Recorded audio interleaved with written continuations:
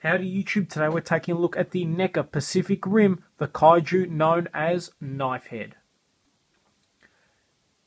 Probably my favourite looking kaiju, a mix between I guess a shark and a Godzilla monster. Certainly very cool. Was a big fan of the Pacific Rim movie. I think it's the best monster movie of all time. Let me know in the comments if you agree, disagree, and what you think is the best monster movie of all time. I'm a huge Godzilla fan, and I think most of the Godzilla movies are pretty terrible, which I think pushes Pacific Rim a little bit ahead for me. Certainly a really cool figure, very excited to get it opened up. This guy has been released a couple of times. The first time in a smaller version that came in a different style packaging and everything, and then they released this version again, but battle damaged and in the more modern NECA packaging. So this is the most recent version of Knifehead that we've got. Take a look on the side there. It looks pretty menacing, pretty cool. And on the back as well, nice shot of the monster. You can see other figures in the set. We've got Leatherback, Trespasser, and Axehead. Axehead actually is a concept figure, looks very similar to Trespasser.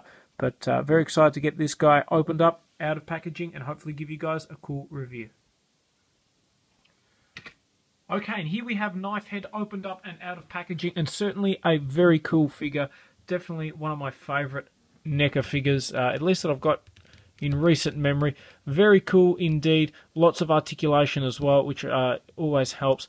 I'll bring it forward so you guys can take a look at the face. I think that is a seriously cool kaiju design. Hopefully you guys can see that. Lots of nice detail on him. Lots of blue, grey, yellow.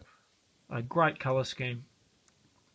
You can open and close the mouth as well, which is always nice. Seriously cool. Taking a look at the back. I'm not sure what this stuff is on the back here. If that's what they use to control the kaiju or not, I'm not sure. The tail, very nice, is made out of a soft rubber, which is always good because it means you can pose it quite well. Yeah, lots of great detail. Very well done by NECA. Now, in terms of articulation, he's got a ball-jointed head. Obviously, the mouth moves. He's got ball-jointed arms, ball-jointed elbows, ball-jointed wrists. Now, it is very stiff on this guy, but the articulation is there. He's got ball-jointed arms on the mini arms, and then ball-jointed hands, ball-jointed legs, ball-jointed knees, ball-jointed ankles, and then obviously the tail. So a ton of articulation. He also stands really well too, which is a big thing that you want with a lot of your monster figures. So very happy at that. Very glad I was able to get my hands on this guy. Now, they say Godzilla is the king of the monsters, and certainly when it comes to figures, that is 100% correct.